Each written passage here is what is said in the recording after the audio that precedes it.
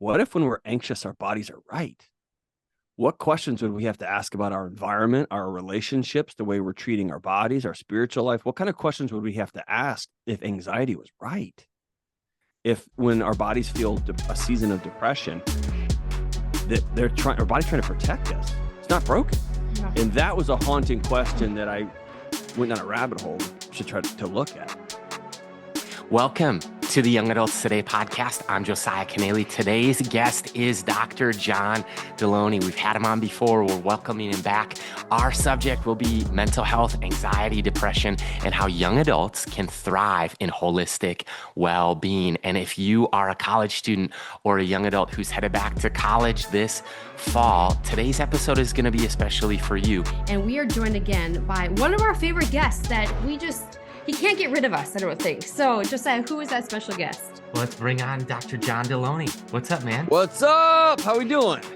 We're doing so good. We love the fall weather here in Minnesota, and we're hanging on before that snow comes, I guess. I bet the fall weather there is the depth of winter for me growing up in Texas. Just For sure. fall Okay. weather It's in amazing. Minnesota. Take it sure. as Is it above freezing? Oh, yeah. It Yeah. was like 65 this whole week. Yeah, that if it goes 65 in Texas, it just shuts the whole state down. In No, Tennessee, we're negatives kind of or- in the middle, but And I forget, yeah. we saw you here. It was Smart Money, maybe? Or- Yeah. Yeah. It was an event. Was it the spring? It had to have been. I think there was snow on the ground and it was a lot colder. It was Yes. pretty cold that day. It was like Yeah. whipping wind. I was like, oh gosh, this poor team comes every time. Oh, fantastic. And so we're talking with Dr. John Delony today. He's a best-selling author, mental health expert, and host of the Dr. John Delony Show. He has 2 PhDs, a lot of experience in counseling, crisis response, and higher education. Hmm. Dr. John's goal is to help you navigate tough decisions, improve your relationships, and believe you're worthy of being well. So good. And talk about that to launch us today, Dr. John, of what does it mean to be well? What's your hope for maybe a college student who feels like, man, I'm overwhelmed with life. Mm. I'm weighed down by Oh, things. I'm carrying a lot of baggage. Paint a picture for them of what does it mean to be well? That's a great question. And it's funny, I've done about 1 million interviews, and I don't think someone's asked me that question yet. Like, what's a picture of that look like? Because my initial thought to that question is, I think the simple, non-true answer to a college student who feels weighed down by a lot is to shed all that weight. Because I want to look at a college student and say, no, if you're doing college right, it's hard. And you have a lot of classwork, and you have a lot of financial issues, and you have a lot of personal responsibility. You have a lot of trying to figure out what you believe, and is this what you want to do with your faith and your belief and with your body and with all those, like with your romantic relationships. And I don't think the answer there is to just shed all that weight. So I think if I'm looking at talking to a college student and we're sitting down having coffee, what does being well look like? I think that is, are you taking care of yourself in a way that allows you to continue on the path that is going to get you where you can best realize your place of service in the world? And that means carrying really heavy things and doing hard stuff a lot of the time. And that means skipping fun things and doing hard things and staying up too late sometimes and getting up too early sometimes and working long hours and all those things.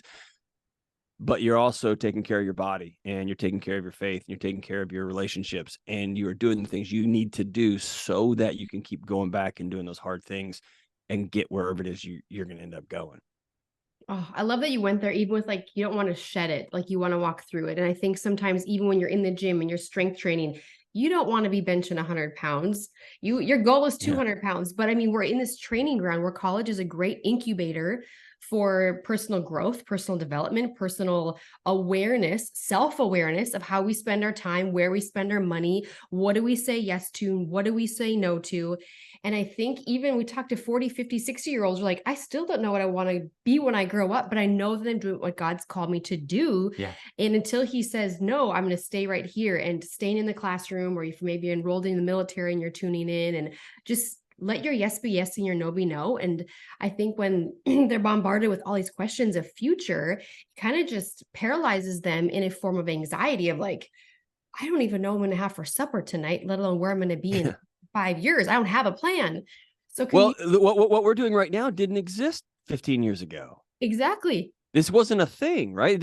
Like the way we're communicating, the technology we're communicating on, and the platform we're using, and the podcast, none of this existed. And so I'm way less, we may have talked about this before.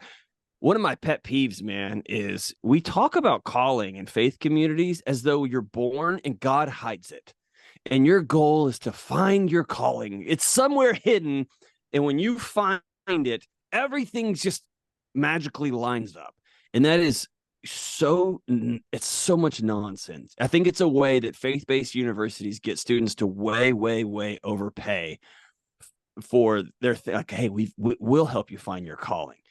I'm way more concerned about a college student doing the hard work of figuring out who they're going to be on wherever it is they end up. Who are you going to become if you end up having to wait tables for a season? Who are you going to become when you get that first job, when you become partner in the law firm, when you become president of your small company? Who are you when that happens? I don't care what your job title is or where you end up, how much money you make, because that stuff's not important. What's important is who are you going to be as you're getting to wherever it is you're going to go. And I think you mentioned that, like, that's the work, that's the practice. You find out in college, like, I shouldn't have talked bad about her. I shouldn't have gossiped about her, because now I'm having to pay the price socially for that. I knew I shouldn't do that. Now I'm experiencing it and I'm feeling it in real time. I'm going to make a commitment right now at 19 years old to not talk bad about people when they're not in the room. I'm just going to make that a part of who I am. I had a set of values when it came to intimacy, and I didn't hold true to that value. And now I'm sitting in like this feeling and this shame or this regret or this frustration or this whatever that is. I'm going to make a commitment that when I make a value and I anchor it in, I'm going to stick to it because I'm worth that, right? I think that's what we're practicing and learning. And that's way more important than, are you going to have like some podcast? Like, who knows what 15 years is going to look like from now, right? Yeah. And so I think I'm way more concerned about that stuff.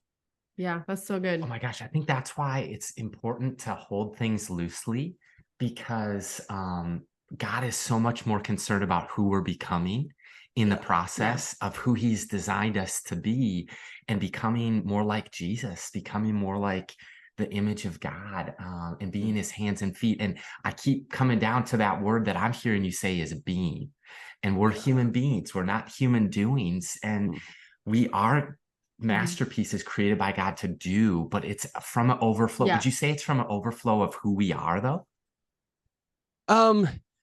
Sometimes, if you're lucky, I think there's a lot of people working jobs because they have to feed their family.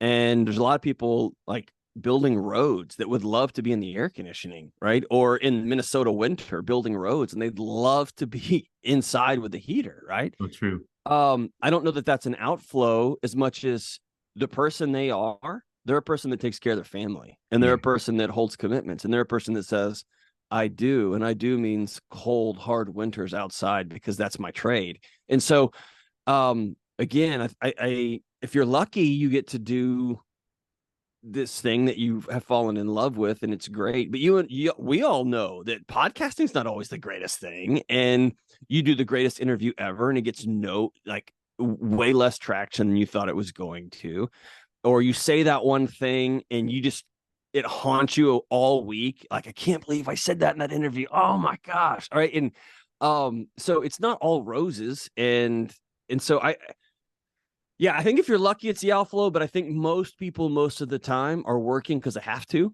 And I think God's way more concerned about our hearts in those moments than the fireworks and the curtain calls. Yeah, that's so good. And we know that you just released a book. The most recent book is A Non-Anxious Life. Can you even just talk about what is for the listener? Because I think so many times we have like blanket statements. Oh, I'm anxious. Oh, I'm depressed. Oh, I'm whatever. But it's actually broken down into different categories from what we've learned from people like yourself of it's not just this, it's so much deeper than that. So just a reminder for the listener, like what is anxiety and what is anxiety not? Anxiety is so let me back up. The reason I wrote this book is this. Well, one, because my publisher said this is what you need to write on. That's just me being honest. But big picture, I had this epiphany several years ago as a mental health nerd, and it haunted me. More people than ever before in human history are under the care of a mental health professional, and more people than ever before in human history are taking some sort of medication for quote unquote mental health disorder. We have more access to more people than ever before in human history. The three of us could push a button on our phone and send out a message to more than 1 million people right this second. That's insane. Connectivity. We have little faucets where water just comes into our homes and little buttons that we push and it takes the waste out of our house. We could push a button on our phone and food just shows up. We have everything. And the mental health diagnostics, the anxiety, depression, the OCD, the ADHD, all of that stuff continues to be almost a vertical trend line. And so we have to ask ourselves a scary question, especially as a mental health guy. What if what we're doing is not working? What if this idea that our bodies are broken is wrong? What if when we're anxious, our bodies are right? What questions would we have to ask about our environment, our relationships, the way we're treating our bodies, our spiritual life? What kind of questions would we have to ask if anxiety was right? If when our bodies feel a season of depression, that our body's trying to protect us. It's not broken. Yeah. And that was a haunting question that I went down a rabbit hole to try to look at. And so now I've really made peace. All anxiety is, man, it's just a smoke detector in your kitchen, just letting you know that it smells smoke. It's your light on your dashboard in your car. That's it. You're not broken. There's nothing wrong with you. There is some occasional neurological disorders that have anxious feelings with it, but for most of us, it's just simply an indicator that things aren't okay. Anxiety is not a genetic disorder. Anxiety is not a disease. Anxiety is not a badge of honor. It's not a identity. Like, well, I just have anxiety, so I can't fill in the blank. That's not true. And so I think it's looking at, okay, if my body feels anxious, what's it trying to protect me from? What is it detected in my world that's telling me I'm not safe? If you're a college student and you're 40 grand in debt and you're just entering into your junior year and you have exams, and if you don't pass these exams, you don't move on to your major classes, your body would be failing you if it wasn't anxious, right? Right. That's not something to solve. That's not something to quit. You then have to ask yourself, okay, I've put myself in a tough season, rightfully so. Great. Now what do I have to do? I'm going to have to study really hard. I'm going to have to go get that extra help. I'm going to have to skip the parties and study even harder. I'm going to have to step out of school for a season and save some money because I got to quit borrowing money. I got to get some friends in my life. I got to go back to church. I got to do these things so that my body's okay and can swan dive into these hard situations that we've placed them in. The goal isn't to start avoiding all the scary stuff. It's to be anchored in so that we can go do the scary stuff. And so I've made peace with anxiety. Now, the scarier part of my life is not, why am I so anxious all the time? It is, oh boy, I got to have a hard conversation with my wife. I'm going to have to circle back and go sit down with my pastor and have a hard conversation. Like, right. That's the harder stuff about anxiety nowadays. Oh man. And we talked, about a year ago on the Young Adults Today podcast about anxiety, but also I think I had asked you maybe a question about parenting. We've got 2 little girls, they're 3.5 and 2. And I think you said something to the effect of, man, if you want to be a good dad, put down the phone and touch your kid's face. I think you said something like that. Yeah. And so I notice in my life 2023 coming up, the door's knocking on 2024, and I look at the life that we're living and evaluate a little bit, and I think the source of so much unnecessary anxiety can come from right here.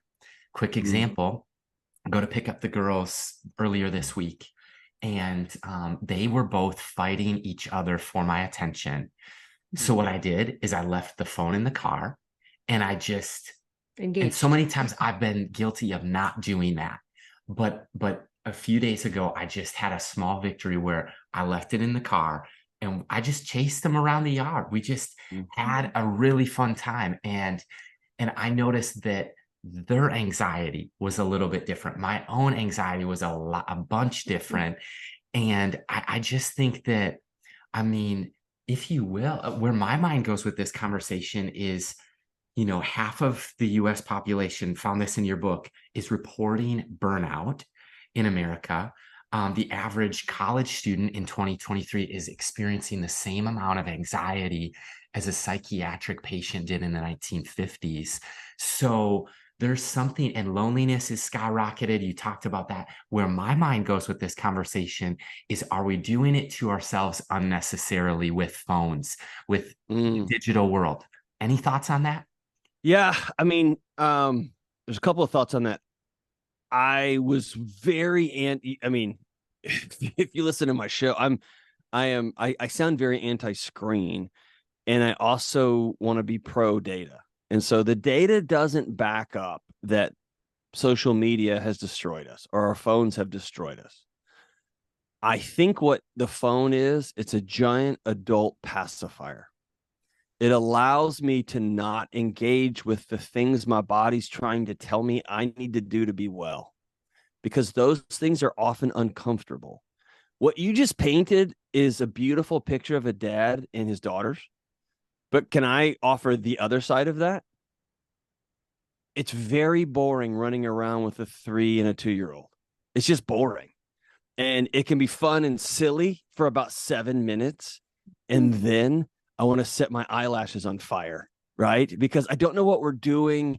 And one kid just keeps crying. And then the other kid wants to change the rules of the game right in the middle again and again and again. And I'm like, I don't know what's happening. And so it's mind numbing. And it's not quote unquote fun all the time. Sometimes it is, man. My daughter and I got into a wrestling match yesterday before work and school in our kitchen floor. I haven't laughed that hard in a calendar year. It was hilarious. She's 7 and it was off the rails. And I was laughing so hard. And that was genuinely, I had a great time. I haven't had that much fun in a long time. But dude, sometimes it's not fun. And so I can avoid it. I can put in my big digital pacifier and it Xanax my day. I can just disappear from my day. Right. Mm-hmm. So I think what our phones allow us to do is never experience the discomfort I have with my wife when we're distant from one another. I never have to experience. I don't know what to say to my 13-year-old. I don't know what to say. I can just numb it out. I just got home from work and it was a bad last meeting and I'm kind of worried about if I'm going to get the promotion or not after all. And my phone lets me just disappear from that. And my body is screaming at me, hey, no, we have to feel this. You need to go exercise. You need to call a friend. You need to get some wisdom. You need to go have a cup of coffee. You need to spend some time in prayer and meditation. My phone lets me divert from all of that. And so I think that it's the great evil of the digital experience is it allows us to be present in our lives without being there. It is cool. And I meet people all the time.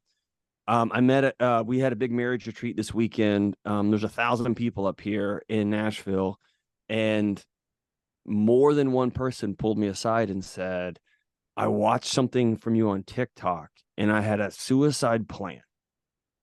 And I watched a 30-second clip from you and I paused and I called somebody. Thank you. Right. So I have to own that social media, like when I put up a post, it goes to real human beings living real lives. That's true. And so it's not all evil.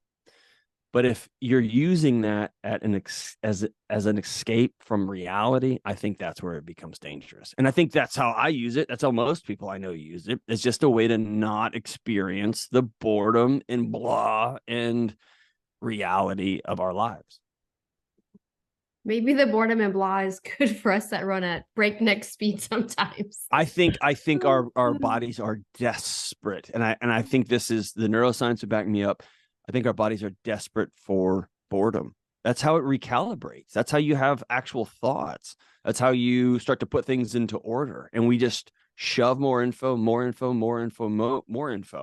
That statistic with the college students in anxiety, I think it can be summed up. I think we've just created a world that our bodies weren't designed to live in. And then we get mad at our bodies for not being able to hold up. It's like taking a Camry like into the desert rock climbing. It's designed to go on roads and take moms to grocery stores. It's not designed to be an off-road vehicle, right? And then you can't get mad at the Camry for not being able to go down a rock face. And it's not a Jeep, right? And so I think we're doing that with our bodies on a daily basis. And then we're really mad at our bodies, and it's not our body's fault. I think they're working pretty dang good.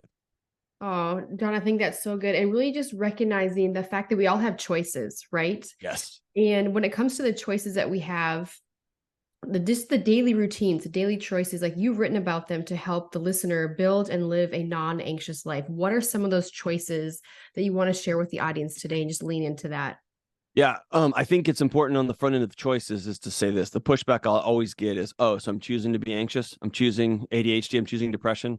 And I always smile and say, no, nobody chooses that. No, I wouldn't wish that on my worst enemy, because I experience a lot of those. What we do is we make choices way upstream, and then our body sounds the alarms. And so while we're not choosing anxiety, I am choosing to not be intentional about the food I eat. I am choosing to just watch another Netflix show instead of going to have coffee with my friend. I am choosing not to scroll on Pinterest and not have a hard conversation with my wife, or to look at my budget, and I'm just going to keep spending. So when it comes to these choices, I tried to break it down and say, okay, if somebody's really struggling with anxiety, yes, we can just give you medication, and that's like climbing up and pulling the batteries out of the alarm system. There is a season for that. Like when I was super, super anxious, I was sick and I needed to turn the system off.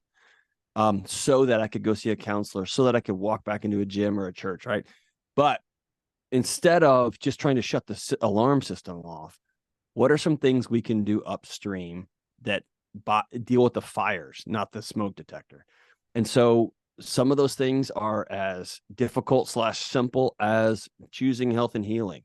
I'm going to choose to take care, be a good steward of my body. And if you look at the obesity literature, the diabetes literature, the metabolic issues, we have to start being honest with ourselves, not about the aesthetic of it all, but about how God gave us one body, and he asks us to be a good steward of the temple, and we're not. We're just not. And it's hard, and it's a grind, and I live that life too. I've got to make those choices also. And I'm worth that. My kids are worth that. My wife's worth that. Some of the choices are choosing freedom. If you owe $50,000 in student loans, and you have a car payment, and you're starting your first job, and you sign a year lease, your body knows, your amygdala knows, if you say the wrong thing at work, or they do a round of layoffs so they can make their Q4 numbers for their shareholders, and you get fired, you lose your home, you lose your food, you lose your car, and now the U.S. government, who's the largest holder of student loans in the United States, owns you. Your body would be failing you if it let you sleep all night, because you are under threat, right? And so when I say choose freedom, I say be really, really quick to do whatever you have to do, even if it's 2 years or 3 years of working 7 jobs to pay all that off. If your body knows the bank is deciding what you do tomorrow, not you, it's going to sound the alarms, right? Choosing freedom with your boundaries, with your calendar. When your parents say, you have to graduate in 4 years or you're no kid of mine, if your body's telling you, hey, this is too much, take a semester off. And you got to make some hard decisions about boundaries and about respect and dignity, all those things. But choose freedom. Some of the choices are about choosing mindfulness instead of jumping to judgment about everything and everyone. jump to curiosity. Man, I wonder why that guy cut me off. I hope he makes it to the hospital in time to be with his wife before she passes, which is different than, I can't believe that kid, he's just doing drugs and wants us all dead, right? Like, one of those is going to give us a stroke, and one of those is going to lead us into empathy and peace. I get to choose what story I make up. And by the way, none of those stories affect that driver. None of the stories affect that person ahead of us at all. One will kill me and one will give me life, right? I get to pick. And so that's just some of the choices that we can make on a daily basis, kind of like brushing your teeth, to over time create a non-anxious life.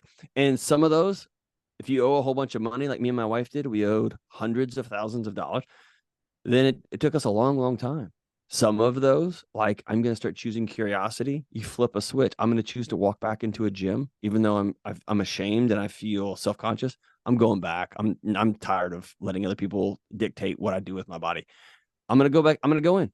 And some of those you can flip a switch, and some of those are really, really hard. But those are some of the choices, and there's several others. We have teamed up with Amazon. That's right. Amazon Prime is launching Prime for young adults, ages 18 to 24. If you're a current college student, or 18 to 24, you can get a free 6-month trial of Prime for young adults. You'll enjoy the streaming service of Prime Video, also free shipping and all of the perks and a few additional perks for being a young adult. That's right. And I've been a part of Amazon Prime, using it almost daily for more than a decade, and it's just super convenient.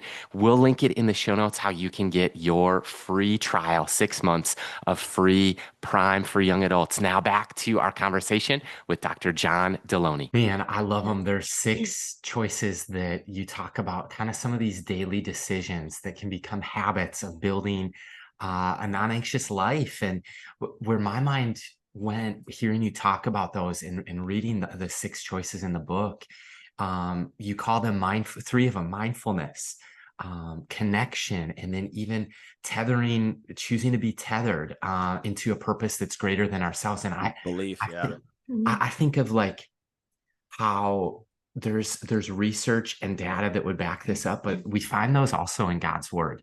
Right, right. As pastors, we're passionate about helping people develop a biblical worldview in the next generation. And it's crazy sometimes, like, I'm not a clinical psychologist or therapist or any of those, but what I can help you do is develop your prayer life and studying God's word, and then plug you into godly community and help you with some of the decisions of how to build great friendships that honor God. And it's crazy that then we see mindfulness, we see connection, and we see tethering ourselves into a purpose greater than ourselves. Sometimes I'm discouraged as a pastor on how limited I feel because I'm not a therapist. I'm not a clinician, if you will. But from hearing that, I'm actually encouraged that there's hope for people and there's a role that I can play in helping. Right. Well, I mean, there's a massive role you can play in helping. I think we have reached a place where we've over pathologized human life, and we under represent walking alongside hurting people, and everything's got to be seen with a clinician, and everything has to be a diagnostic. And I just don't believe that at all. One of my favorite things to do over the last couple of decades is to read some earth-shattering new study. Read some earth-shattering new book and in the scientific community, and then to sit back and think, oh yeah, I like that just as good as I read it the first time in the New Testament. That was cool, right? And that happens over and over and over, but it's not lost. The great Rich Mullins, we may have mentioned this before. One of my favorite quotes from Rich Mullins, he's the famous songwriter and theologian, is that we so often over spiritualize Jesus. And we just turn him into this guy floating around. I mean, this deity floating around on a cloud, just like almost like the good witch of the East, in, like dotting us on the head with like a little Harry Potter wand. Mm-hmm. And we miss the guy who sets out for 3 years on a journey that he knows going to get him killed. And the first thing he did was he got a gang. He got a group of guys to walk with him, a group of men and women to walk with him. And who am I to think I can go do my job every day in life alone? It's insane, right? How many of us just don't have time to meditate? I don't have time to go to counseling. And when this guy is saying, I don't have a place to lay my head down, but I am going to make time to go by myself and pray. Like, who do I think I am? Right? If this guy rests, right? And when I think about anxiety and chaos and the world spinning and, oh my gosh, what's the government doing? And what's this guy doing? And then I look at the guy that fell asleep on a boat in the middle of a storm that all of his buddies were tripping out on. And I think I want that human level of peace. And I think we over spiritualize it. Like, that's a guy that's tethered in. That's a guy that's whole. And the most controversial chapter as I wrote this book, because I knew I'm a Christian guy and me and my family follow the teachings of Jesus and we in God. And I knew it wasn't going to be quote unquote Christian-y enough for my faith community friends. And I also spent 20 years working with some of the most wonderful scientists who are great moms and dads and close friends of mine who are as atheist as the day is long. And I had to look at them in the eye too and say, hey guys, all of us, regardless of where you land, we've created a culture where we can, like I said, we can push a button on our cell phone and food shows up. We can turn a knob and water comes out. We've gotten really arrogant about our role in the universe. Mm. And we have to step back, all of us, and take a knee to something bigger than us and say, please help. Because I was never designed to hold up the universe. And our culture tells us that you go do you. You are the center of your world. And we even say things like, what's your truth? That's not even a real sentence, right? But that's where we've landed. That's where we've landed. Exactly. And when you worship, when you cut ties, like David Foster Wallace is a guy I cite in the book who's one of the greatest writers of my generation and an atheist. And he even says, hey, you call yourself an atheist. It's not true. It's not real. We are created to worship, period. And if you worship beautiful things, if you worship beauty, you'll never be beautiful enough. And if you worship money, you'll never have enough. And you can go down that rabbit hole. If you worship achievement, you will never cross that final finish line. And so as beings created to worship, I have to know I cannot put myself at the center of the universe because I was never designed to be there. And so I'm going to tell you, you have to be in submission of something bigger than you. For me and my family, that's Jesus. For you and your family, fine. For my atheist friends, it might be the birth and life and death and resurrection cycle of nature, and you're going to become part of the soil and a tree is going to grow out. Fine. You have to be a part of something bigger than yourself. And it sounds scary at first. And for people who've experienced religious trauma, they've been hurt inside of a church over the course of their life, or their parents were ugly to them and they beat them up with a Bible growing up. That can be scary. And at the same time, it doesn't mean it's not true. And so you have to take a knee and say, something bigger than me is at play here. Please help. And I think there's your whole body goes whoosh when it realizes it's not holding up. And that's anxiety. That's anxiousness. And you're describing the human experience that I've felt it. And I'm not trying to speak for Micah, but you felt it. And John, I know you felt the late nights being overwhelmed or going to school and just wondering what is purpose and what am I doing? Why? Yeah. Well, and how many pastors I've sat with behind closed doors. And I've said this repeatedly. Hey, your church may be struggling. You may be lost. You may be just deconstructing your own faith and you're scared because you're also a pastor at the same time. But the kingdom of God's never in trouble. Yep. You might be not all right, but don't put that on him. He's good to go. He's squared up. Our human system's trying to navigate this might be a mess. The kingdom's never in trouble. And if I can open my hands to that, that's peace. And we often think of peace as nothing bad happening. That's not peace. Peace is like my buddies one of my buddies just rolled off as a Navy SEAL. And dude, they were in the wildest situations, but their heart rate stayed low. because they've trained, they've got a gang, they have a purpose, a common mission. They're all in this thing together. And so peace isn't nothing bad happens. Peace is, are you whole when the storms do come? And man, when you open your hands and you rest in, I'm not driving the universe, that's peace, man. And then you can take that call from mom and says, hey, I got cancer. Then you can get that call from that family that donates more money in your church to anybody when they say, I don't like your political stance, I quit, I'm out of your church. Then you can go, okay, that stinks, we're gonna have to solve that problem, but I'm not anxious about it. I'm at peace. It's what Jesus' invitation is, of the invitation to be anxious about nothing because we pray about everything. And I remember being a college student, going to school for Bible college and to be a pastor. And we were learning how to do a hospital visit. And I was interning at this church. And so I would go with our pastor and they would teach us, this is how you do a hospital visit. And he just taught me to walk really slowly. Yeah. And to slow down your breathing. He goes, you're going to feel like you're crawling, but you've got to go slow. And we get there and he goes, here's why. We're about to walk into who knows what situation. And we have one job. We're going to be a non-anxious presence. Well, you were trained well, brother. That's awesome. Ding, That's ding, ding. awesome. And I mean, Pastor Jerry, he would be like, hey, we're not going to sit down. We're not going to stay too long. They might have just come out of surgery. They might have just had a baby. They might have flatlined. They're going to put on their best face for us. They might be exhausted. We're going to pray with them. Our job today is to be a non-anxious presence. But I was so anxious going to my first hospital visit. I'm like, dear Lord, what if I do this wrong? I've never done before. I dress differently. I have a different haircut than a lot of pastors. Sure. And so I go in and I'm like, yeah, I'm here for can you validate my clergy parking? And they're like, are you even a pastor? Like, where's your collar? That's a flag. Right. Yeah. But here's the thing is like being a non-anxious presence, that marked me.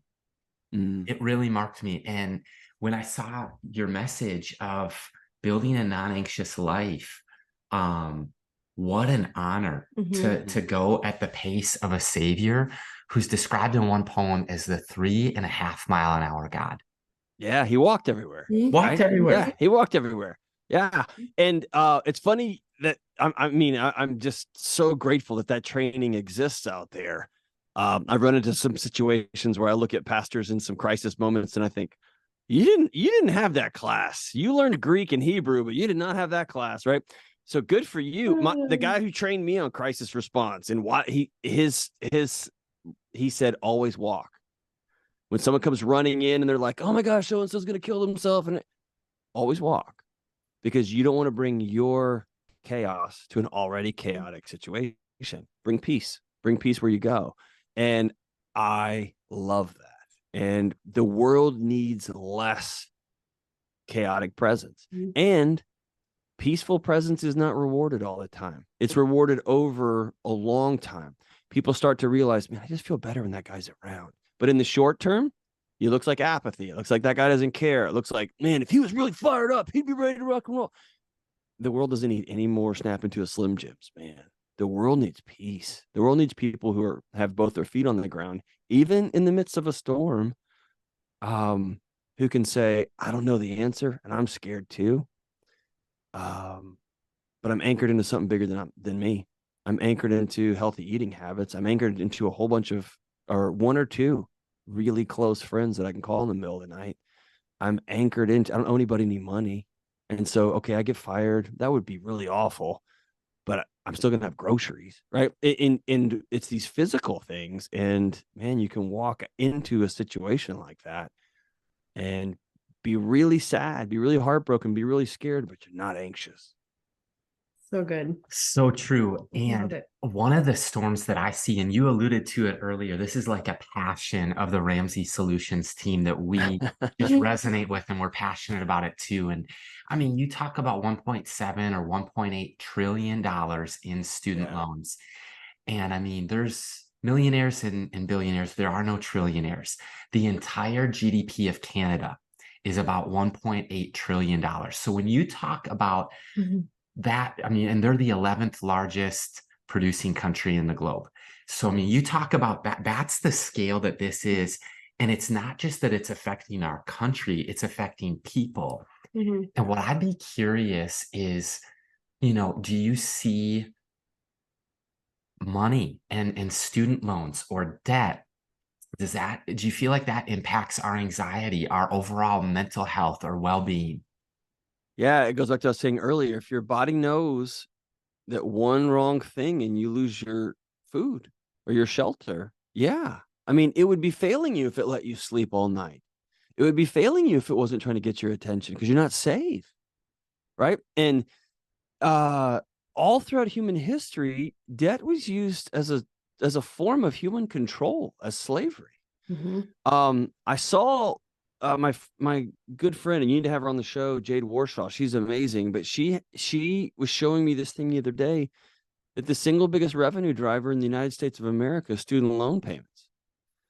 And so if you think about that globe, like as an overarching picture, the United States has decided to enslave its citizens and extract a toll from them, like a literal toll, like a dollar and cents in the form of interest payments. That's insane that we allow that to go on. And so it's not a government that cares about its people. It's a government that is making additional money beyond the tax dollars off of its people. And I'm also somebody who worked at universities for almost 2 decades. I believe strongly in an educated citizenry. I do. I think it's a public good. I think it's good for everybody to have an understanding of what's going on and to know how biology works at a basic level so that we can get through what happened with COVID. That was a bunch of people, all of us who didn't know up from down, right? Mm-hmm. And people could tell us anything. And because we didn't have a base level of education, we couldn't even respond with anything other than blindly doing X or ragefully doing Y. Wow. And so I believe in an educated citizenry. I don't believe in mortgaging my soul for it. And so we've bought into a lie that you have to go to college X, that you have to take out loans Y. And I live in a state that gives 2 years of free community college. Why anyone would not take advantage of that is beyond me. It's madness. Unless you are fortunate enough to grow up in a house where your parents can write a check. Cool, knock it out. That's amazing, and be happy about that. But for the rest of us, go to the local school where it's for free and work while you're there, and then go to the next option that's best for you that you can actually afford. And so I think there's so much middle ground here, and it turned into a big political chaotic mess. And when that happens, I have to back up and look in the mirror and say, okay, what can I control? I can make a choice that my mental health, both in the current and in the future, is not worth 30 years of escalating student loan payments. It's not. And so I'm going to forego 4 years of parties, or I'm going to forego a really amazing school that I got in on the wait list, which was awesome. And it would be so cool to have that t-shirt. I'm not going to lie. It'd be so cool to have that certificate. Do you know how many people asked what college I went to when I took this job? 0. You know how many people asked what college I went to at my last job? 0. What college I went to, the one before that, I worked there. The college before that, 0. Right? And I was working in universities. Yep. And so I would much rather a college student go to a local state school that they can write a check for and work their butts off. Get to know the faculty, make every cup of coffee go to every student lecture, go to every guest speaker, take every internship, and become really, really good at your job. And yes, the data tells us that some businesses are just going to look at the top schools and the top graduates of those top schools. Cool. Merry Christmas. I'll see you in 5 years, because that's how hard I'm going to work, if that's what you want to do. Or you can look at the data of the people who work in those big giant firms, and you can see that they don't really like their lives, and you can see that you dodged a bullet like the Matrix, right? Whatever it is you want to do, get out of college owing no money and start your life at least at 0. And you're going to find you have peace when you sleep. You're going to find that you make different professional decisions. You're going to find when that toxic boss asks you to do something that is against your values, you look at them and you smile and you go, yeah, I'm not doing that, because you don't owe anybody money and you can, right? It's just about peace. And by the way, you find yourself being extra generous because you're not sending a bunch of student loan payments. You're able to tip that waiter at the Waffle House obnoxiously, because he's struggling, and you can be really, really generous. John, I think that's so good. It takes me back to the university that I went to. And what I was able to do was work 2 years on college campus. And I did get to know the faculty. I did get to know the staff. I did get to know the professors. And it was a Christian Catholic Benedictine school. And I laughed so hard the moment I started getting to know some of the sisters, because they were the professors like that founded the university. And they're like, would you like to come and check it out to become a sister and see you have a heart for generosity and service and all these different things. I thought it was a joke, but I'm like, wow, what an honor that you see these attributes of me, but I don't think I'm called to be a nun, but I love you. But it was just I have a heart for fun. service, but I also got a heart for that too. Yeah, right, exactly. see? Yeah. Oh my gosh, it's so funny. Praise But I God. mean, all those opportunities came our way. I mean, Got him. Right. So I am not, I think there is just funny. poo-poo on college. I'm not that at all. I think 18 to 21, 18 to 22, 18 to 25-year-olds need great mentors. And I think paying for mentors is good. And dude, all the information's been in a public library for the last 200 years. Yeah. Even Michael Jordan had a nutrition coach and a shooting coach and a fitness coach and a basketball coach. I need somebody. In fact, I'll just be super honest. I got 2 PhDs. I got a master's degree. I got a bachelor's degree. Just 2 days ago, I called a friend of mine who was the associate dean of a college of theology. And I told, he no longer works there. He's left higher ed and he's working in a consulting business. And I said, I want to hire you for 6 months. And I want to start at Faith 101. I've gotten really good at pulling things apart. I want to be able to hold in my hand a tangible 3D faith that I can explain to my 7-year-old daughter and my 13-year-old son in a way that's not just a bunch of questions. I want to hold it. I'm going to pay you. Will you walk alongside me? And he said, I would be honored to. And so we're going to read books. I'm out of college. And I said, I have time to write you 1 essay a month. But here's the deal. I have high value in great mentors that hold me accountable, that give me writing projects, because that's how the human brain works. Mm-hmm. And I also know debt is slavery. And so there's got to be a third path, which is I'm going to do the best I can with what I can afford. And wherever I end up, whether it's a community college or Harvard, I'm going to go all in on becoming as sharp as a sword, being the best steward of the mind and body God gave me.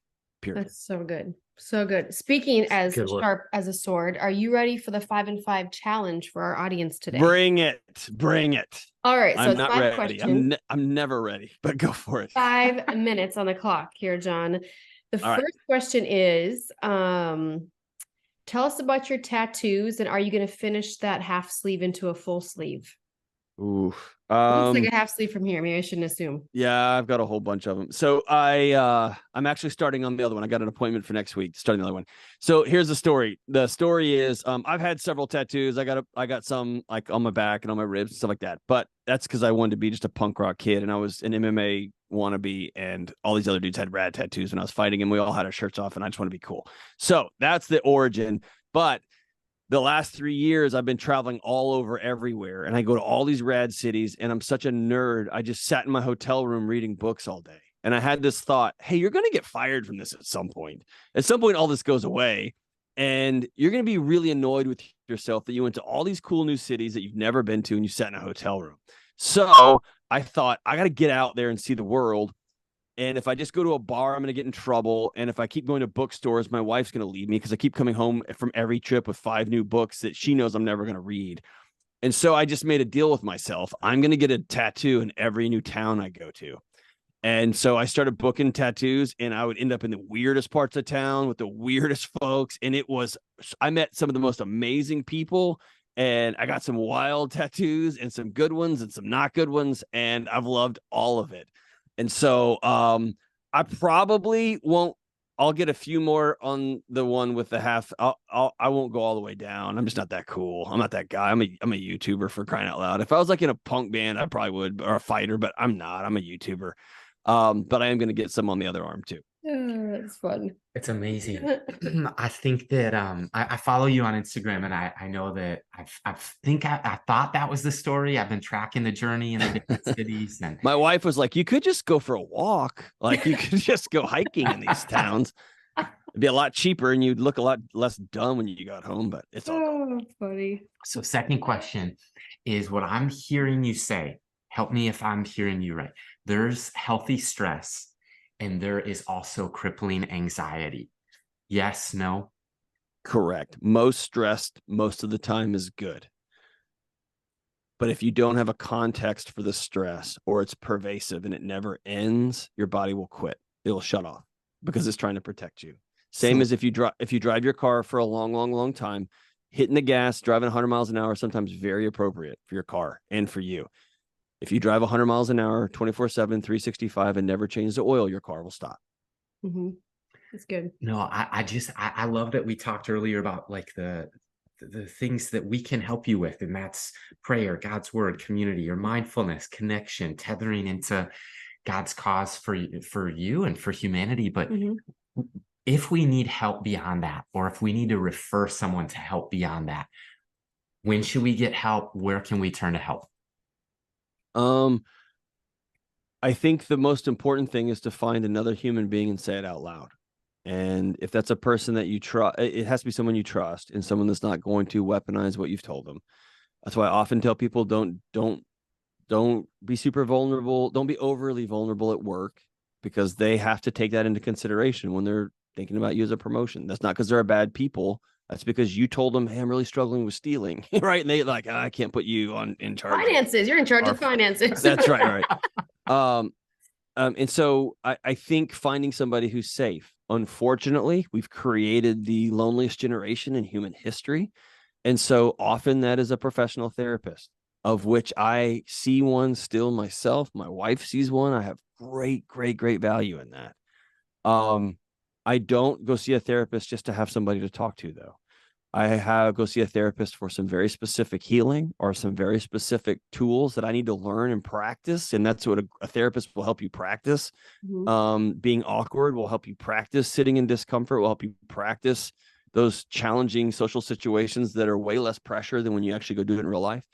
And I think having a pastor or a spiritual advisor that you trust. I call Justin McRoberts, who's a guy out of San Francisco who I love and trust. And he's somebody, when I have tough spiritual questions that I'm wrestling with, my pastor, JP Conway, is another person I'll go sit and talk to and say, "Hey, you're my pastor of my local church. I have submitted to you.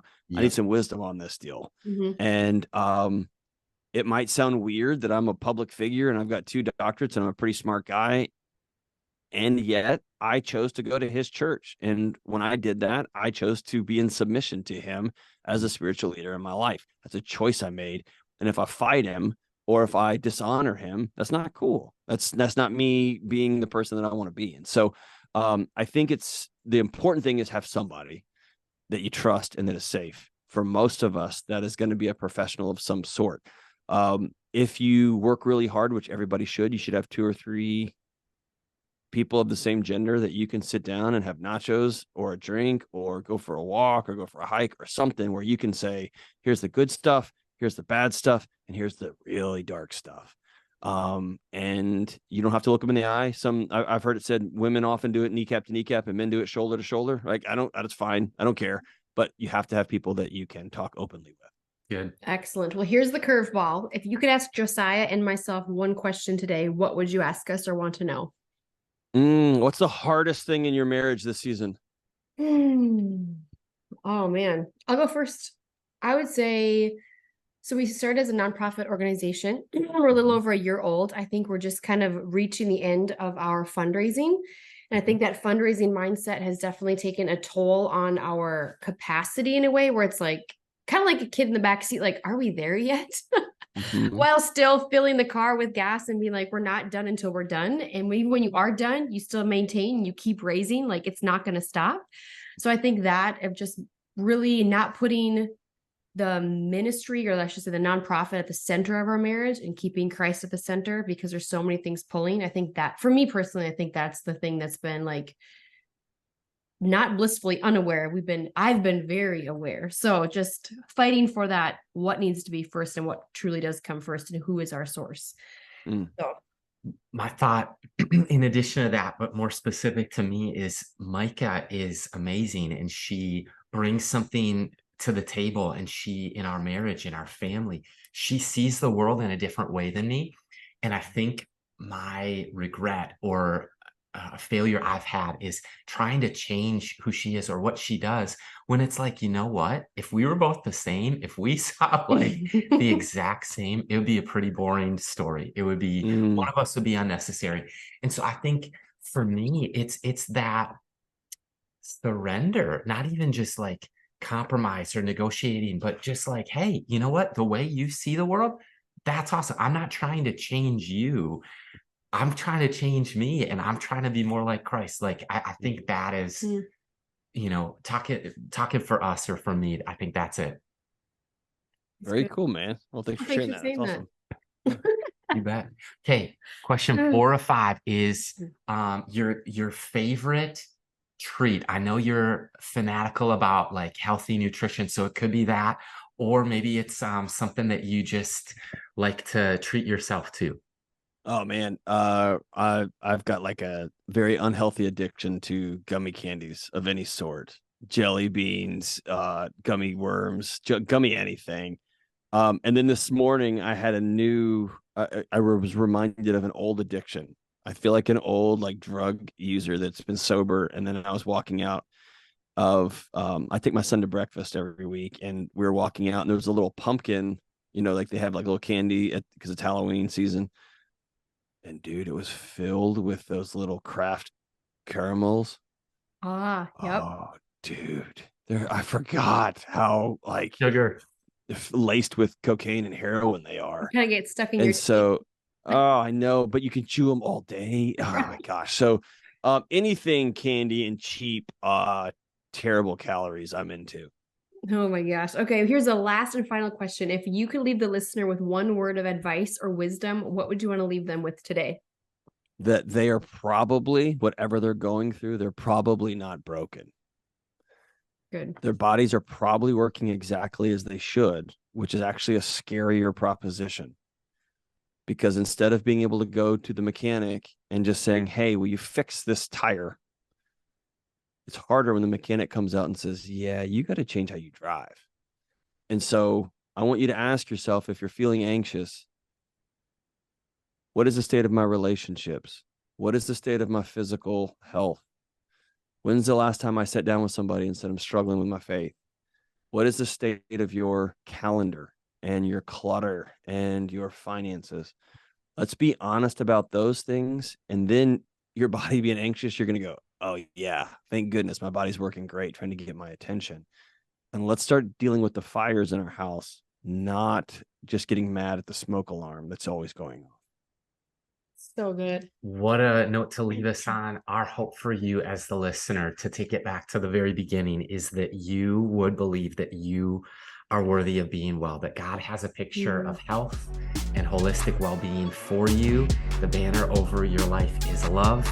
And we've enjoyed this conversation today with Dr. John Delony. We hope you'll check out the resources at Ramsey Solutions and his latest book, How You Can Build and Live a Non-Anxious Life. Hey, thanks for joining us on today's episode of the Young Adults Today podcast. Be sure you're subscribed. That way you'll never miss other great guests like the Ramsey Show personalities. Micah and I love sitting down with generational researchers like David Kinnaman, Dr. George Barna, theologians like Dr. Alan Tennyson, and Dr. Joel Muddamalle. Man, we talk to a lot of apologists like Lee Strobel, authors, pastors, thought leaders on the faith of the next generation. So be sure you're subscribed wherever you're watching or listening, and we'll see you back here next time.